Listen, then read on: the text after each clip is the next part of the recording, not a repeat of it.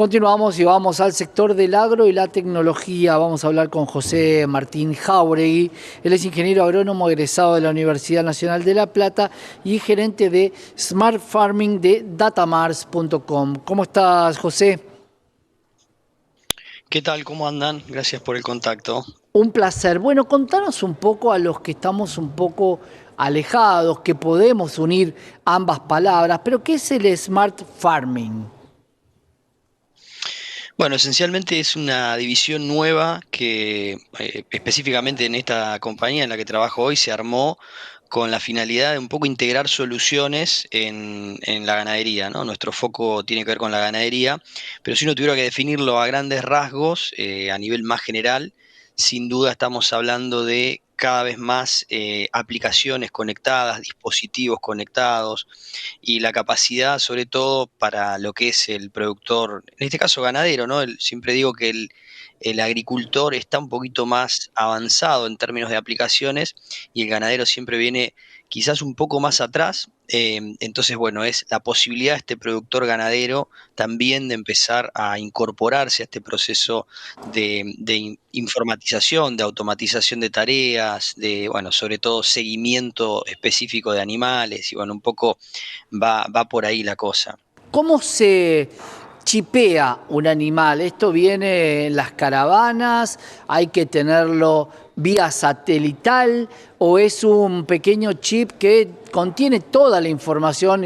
Inicialmente la caravana y el número te refería a un papel donde ibas y estaban todos los datos del animal. Hoy, ¿cómo se maneja la tecnología en el ganado? Bueno, muy buena pregunta y en este caso el inicio de todo este proceso, si se quiere, del concepto de Smart Farming se inicia sin duda en lo que es la trazabilidad electrónica, ¿no? Por ahí, contrario a la creencia popular, el concepto que se tiene es que en ese chip o en ese botón, en esa caravana electrónica que llamamos, está la información del animal. En realidad, la única información que contiene ese chip es un número. Claro. Después, ese número yo internamente lo asigno, ¿no?, a un montón de características que son mías, propias del productor. No es que eso va a estar en una base de datos. A veces hay como un concepto, bueno, cierta preocupación, ¿no? ¿Quién tiene mi información? La realidad es que la información la tengo yo y después yo con a ese número, es como si fuera un DNI, ¿no? Yo con un DNI es un número que se le asigna a una persona y después toda la información en este caso, de ese animal, va a ser propiedad del productor.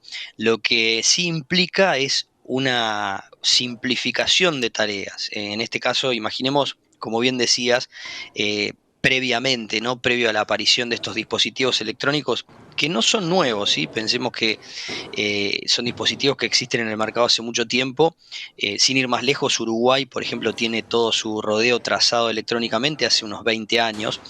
Entonces, lo que ha evolucionado sí son los dispositivos de lectura y los dispositivos de captura de datos, pero como tales, las caravanas electrónicas existen hace mucho. Entonces, imaginemos poder pasar de ese papel que en muchos casos se pierde información, ¿no? En el campo, cuando uno está trabajando con animales, estamos en un entorno complejo, con viento, con ruidos. Entonces, trasladar información de un papel implica un montón de potenciales pérdidas de esa información. Entonces, bueno, la identificación electrónica y el uso de dispositivos que justamente leen esa identificación electrónica simplifica todo ese trabajo de manga y nos permite sobre todo pasar de hablar, como en muchos casos hablamos de promedios, hablamos de rodeos y de lotes, de grupos de animales, ahora podemos hablar en forma individual de cada uno de esos animales. Y por supuesto eso es un salto a nivel de toma de decisiones. Claro. Imaginemos, como siempre digo, ¿no? Los promedios son engañosos. En promedio podemos tener un peso promedio de animales muy bueno, pero en ese promedio tenemos animales más livianos, animales más pesados, que requieren un tratamiento diferente. Ni hablar para lo que es el seguimiento sanitario, ¿no? Que podamos tener un error en la toma de información si estamos haciendo, por ejemplo, tratamientos de tuberculosis o tenemos un animal con tuberculosis y después no podemos identificar cuál es, de golpe por ahí tenemos que volver a repetir el tratamiento para poder identificarlo fehacientemente. Entonces, es un avance en lo que es la toma de decisiones, o sea, permite simplificar la toma de decisiones hacia adelante. Ahí, José, te pregunto, siendo a la pastura, ¿no? Muchas veces se hace pastura para que el ganado pueda ir a comer. ¿Esto también está utilizado con satélites para saber si queda lugar o si le queda alimento a este animal, con una geolocalización de la vaca para saber cuál es su entorno y dónde está ubicada en el campo tan extenso que a veces tiene la Argentina? No, específicamente lo que es caravanas electrónicas, pensemos que son dispositivos muy pequeñitos y de muy bajo costo, ¿no? Que ese es el principal activo también de estas tecnologías, es que cada dispositivo de esos que uno coloca en la oreja del animal tiene un costo de alrededor de $1,40, $1,50, que eso también a medida que ha pasado el tiempo va bajando. Entonces, no tenemos una geolocalización. Lo que sí podemos hacer es asignar, al momento que estamos, por ejemplo, identificando esos animales, asignarlos a determinados campos, obviamente, o geolocalizarlos de alguna forma, identificar su ubicación geográfica y bueno, y de esa manera saber en qué campo está ese animal. Eso de Claro. vuelta es información que el productor puede manejar. Pero para poder identificar ya dónde está, hoy existen algunas tecnologías, la mayoría de ellas todavía en fases no comerciales o Claro. precomerciales. Hay muy poquitas empresas que comercializan el seguimiento satelital del ganado en forma comercial. Y bueno, esto requiere una logística diferente y dispositivos, por supuesto, mucho más costosos. Que, bueno, todavía hay, digo, como todo, ¿no? A veces la tecnología avanza a un ritmo elevadísimo y estoy seguro que en algunos años eso también va a ser quizás tecnología de uso común, pero hoy por hoy, bueno, la identificación electrónica simplemente es esto, es un dispositivo pasivo, de hecho, no es un dispositivo activo que emita ninguna señal, sino que al acercarle un instrumento lector lo que hace es excitar, digamos, una estructura de cobre que tiene internamente y esa estructura de cobre reverbera un número, o sea, indica un número. Ese Claro. es un poco muy, muy simple, ¿no? Es algo muy sencillito. Esto ayuda mucho al productor desde lo que tiene que ver con el tiempo y la rentabilidad final de la conversión kilo a faena. Bueno, está muy buena la pregunta y hay un montón de respuestas posibles. Esto puede arrancar, pensemos que efectivamente puede convertirse en una norma obligatoria, ¿no? En el corto plazo y hay dos formas de ver esto, ¿no? Podemos verlo como una imposición y un costo más para el productor, más allá que es un costo bajo, también es un costo. Em, pero podemos tomar otras medidas, ¿no? Decir, bueno, yo ahora tengo esta información, simplifico la toma de decisiones. Entonces, vamos a un ejemplo bien práctico.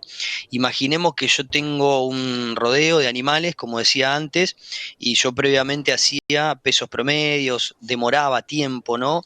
El primer ahorro, si se quiere, de tiempo y ganancia de dinero tiene que ver con el manejo en la manga.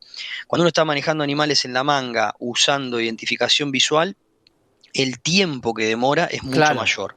Más tiempo para el animal es más estrés. Más estrés es potencialmente después pérdidas de peso. Lo que pasa es que uno no lo cuantifica porque no estamos haciendo una pesada 3, 4 días después del trabajo de manga. Entonces, acelerar el trabajo de manga con lectores e identificación electrónica ya tiene un impacto en menos estrés para el animal y menos estrés va a implicar que no vamos a afectar de la misma manera la ganancia de peso.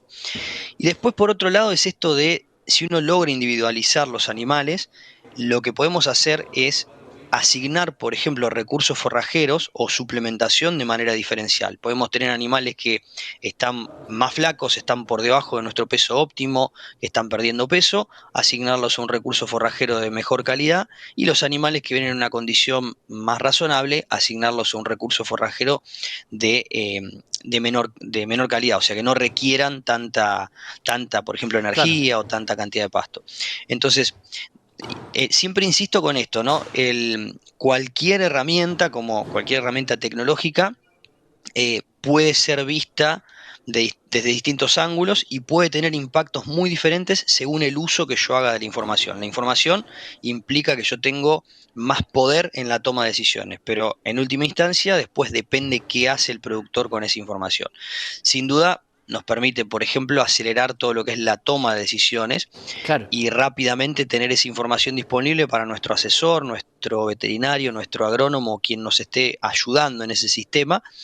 Y bueno, eso también es un gran activo. Con la minimización o prácticamente nula cantidad de errores versus el sistema tradicional de toma manual de datos que quienes hemos hecho ese trabajo sabemos que hay muchos errores en ese pasaje de información, ¿no? Del cuenta ganado al smart farming. José, gracias por estar con Exacto. nosotros.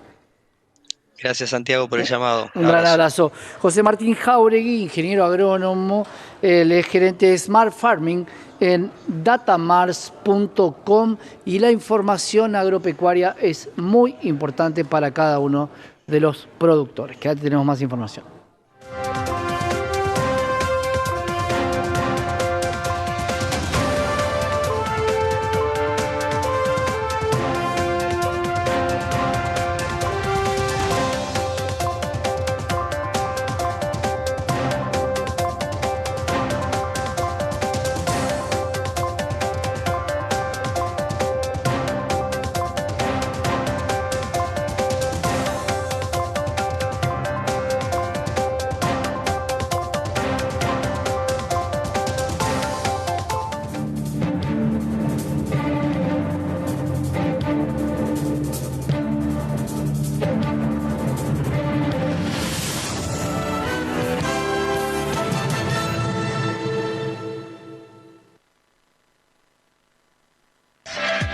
Estudia en la Facultad de Comunicación y en la mayor redacción de América. USBA, Universidad del Sur de Buenos Aires. La Universidad del Grupo Perfil. Licenciatura en Comunicación Periodística. Licenciatura en Comunicación Institucional. Títulos con reconocimiento oficial y validez nacional. Inscribite a las reuniones informativas en universidad@perfil.com. Aprende comunicación dentro de un medio de comunicación.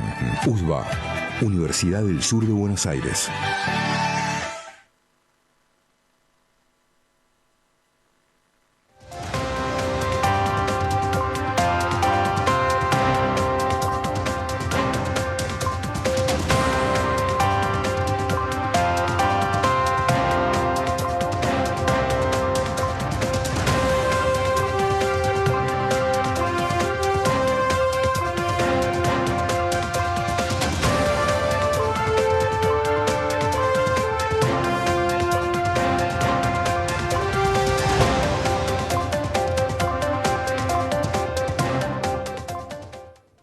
Volvemos y repasamos los tipos de cambio. Al cierre del contado con liquidación ha subido 0,77, habían estado ambos en igual condición. El contado con liquidación sube a 1.279,48, esta suba de 0,77, pero se despega de 1.275,95 que vale el dólar MEP. Cuando vamos a la cartera de inversión, como vimos hoy, y en el cierre del mercado, estamos viendo muchos precios al alza en las acciones y sobre todo en los bonos soberanos.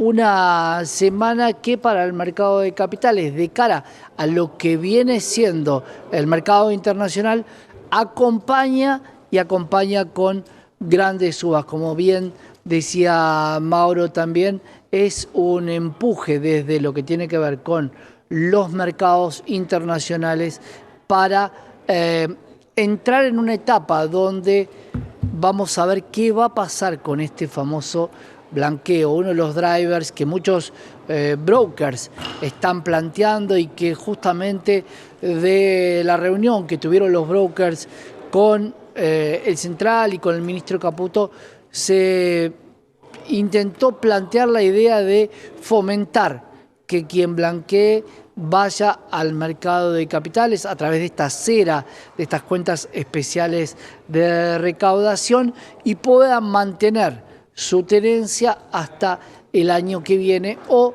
si quieren, pagar esta multa, este 5%, por tener los dólares antes.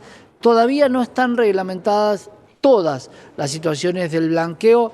Veremos si el blanqueo se va a ir de alguna manera ablandando de cara a los resultados que tenemos. Esto el mercado lo está esperando un flujo de fondos necesario para seguir con un mercado alcista. Lo vamos a ver seguramente qué va a pasar mañana en el cierre de la semana de cara a tener una próxima semana con algunos días feriados. Quédate en la pantalla de Canal E, vas a seguir viendo qué pasa con la economía. Nosotros nos encontramos mañana acá en este canal.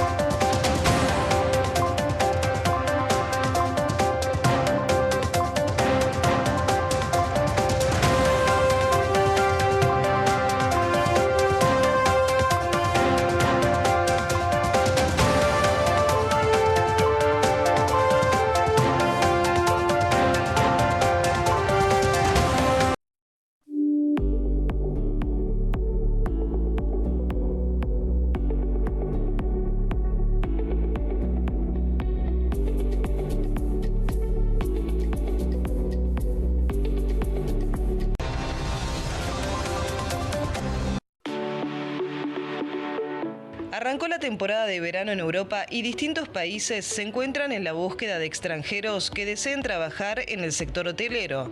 Este es el caso de Andorra, que limita con España y Francia y donde hay 500 permisos de trabajos disponibles.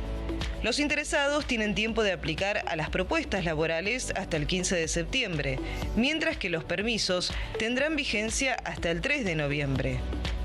Para viajar al país europeo, los requisitos son: pasaporte con vigencia mínima de 3 meses. No es necesario contar con visa para ingresar al país. No se exige una edad o nacionalidad determinada. Contar con un pasaje de ida y vuelta. Tener una reserva de alojamiento. Contar con fondos para mantenerse durante los primeros meses. Tramitar un seguro de viaje y enviar currículum vitae en formato digital. Por otro lado, el permiso de trabajo, conocido como tarjeta verde, debe ser tramitado por el empleador. Tiene un costo de 191 €, el cual se hará cargo la persona que los contrata.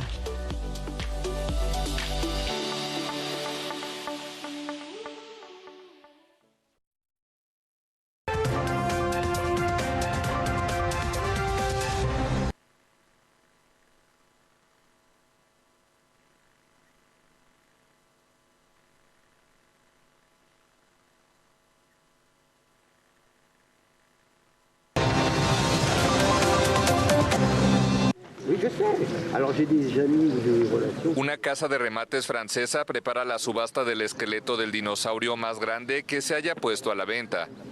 Se trata de un ejemplar de apatosaurio, un herbívoro de más de 20 metros de largo y que en vida pesaba unas 20 toneladas. Cuenta con más del 75% de sus huesos originales y fue descubierto en Wyoming, Estados Unidos, en 2018. Se subastará el 16 de noviembre en Francia, por un precio estimado de entre 3,2 y 5,2 millones de dólares. Qui achète un dinosaure? Alors là, on n'est pas dans un dinosaure de salon. On n'est pas dans un... ¿Quién compra un dinosaurio? No es un dinosaurio para una sala de estar. No es un dinosaurio de un futbolista que lo pondrá para impresionar en su mesa de café. Public. Qui peut acheter ça? Un musée, une fondation, un donateur qui va... ¿Quién puede comprarlo? Un museo, una fundación, un donante que lo ofrezca a grandes instituciones. Pero también podría ser un propietario de centros comerciales en Dubái o Malasia, que al mismo tiempo quieran atraer al público, pero también comprar un fuerte valor cultural añadido. Du public, mais aussi s'acheter une forte valeur culturelle ajoutée. La excavación fue financiada por un inversor francés y tras el hallazgo, el fósil, compuesto por 300 huesos, fue enviado a Francia para ser tratado.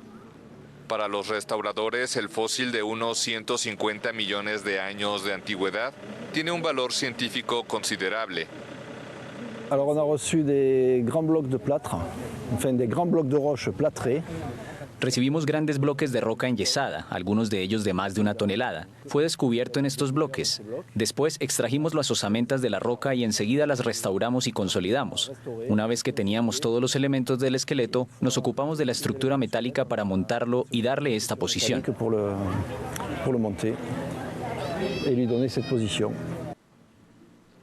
El esqueleto presenta una protuberancia en la base de la cola, probablemente resultado de la mordedura de un depredador.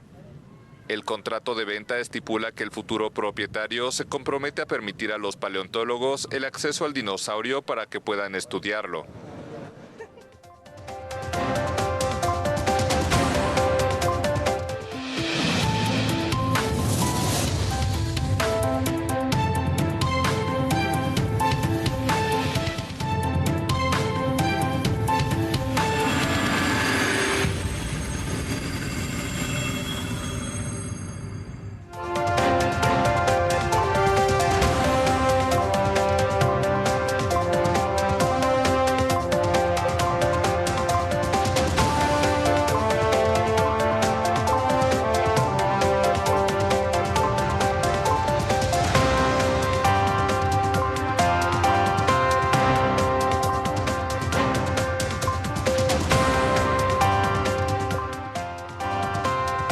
Continuamos con más información en la pantalla de Canal E y ahora tomamos contacto con Nicolás Litinov. Él es director de estudiodinero.org y vamos a hablar con Nicolás sobre la situación de los mercados bursátiles en el día de hoy. ¿Qué está pasando también con el Bitcoin y las expectativas para lo que queda de este 2024? ¿Cómo estás, Nicolás? Buenas tardes. ¿Qué tal? Buenas tardes. Estudinero.org es la empresa de e-learning que dirijo. Perfecto, estudinero.org. Bueno, situación de los mercados bursátiles hoy, ¿cómo estuvieron? Bueno, hoy estuvieron al alza, los mercados, tanto los mercados americanos como el mercado local, vienen rebotando desde aquel lunes negro de hace ya 8 o 9 días, ¿no? O menos, rebotando en buena forma. Pero bueno, según mi opinión personal, todavía no está todo resuelto ni mucho menos, sino que el tema que originó ese lunes negro, que fue lo que está pasando en Japón y la suba de tasa del Banco Central de Japón, no está